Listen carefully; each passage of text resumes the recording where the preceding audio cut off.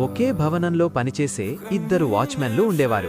వారిద్దరికీ బాధ్యతలు, జీతం ఒకటే, కానీ వారి ఆలోచనలు మాత్రం పూర్తిగా వేరు. మొదటి వాచ్మెన్ డ్యూటీ సమయంలో ఎక్కువగా ఫోన్లో వీడియోలు చూస్తూ సోషల్ మీడియాలో గడిపేవాడు. ఇక్కడేమీ జరగదు, అంతా బాగానే ఉంటుంది అని అనుకుని తన బాధ్యతలను నిర్లక్ష్యం చేసేవాడు. కానీ రెండవ వాచ్మెన్ చాలా క్రమశిక్షణగా ఉండేవాడు. ప్రతిరోజు భవనం చుట్టూ తిరుగుతూ తనిఖీ చేసేవాడు. తలుపులు, కిటికీలు సరిగా ఉన్నాయా లేవా అని జాగ్రత్తగా చూసేవాడు.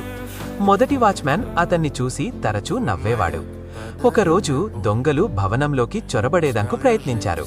మొదటి వాచ్మెన్ ఫోన్లో మునిగిపోయి ఏమాత్రం గమనించలేదు. కానీ రెండవ వాచ్మెన్ తన తనిఖీ సమయంలో పగిలిన తాళం చూసి వెంటనే అప్రమత్తమయ్యాడు. అలారం మోగించాడు. దీంతో దొంగలు అక్కడి నుంచి పారిపోయారు. మరుసటి రోజు యజమాని ఈ విషయం తెలుసుకుని రెండవ వాచ్మెన్ను మెచ్చుకుని ప్రమోషన్ ఇచ్చాడు. మొదటి వాచ్మెన్ మాత్రం తన ఉద్యోగాన్ని కోల్పోయాడు. అవకాశం గాని ప్రమాదం గాని ఎప్పుడైనా రావచ్చు. ఎవరైతే సిద్ధంగా ఉంటారో వారే విజయాన్ని పొందుతారు.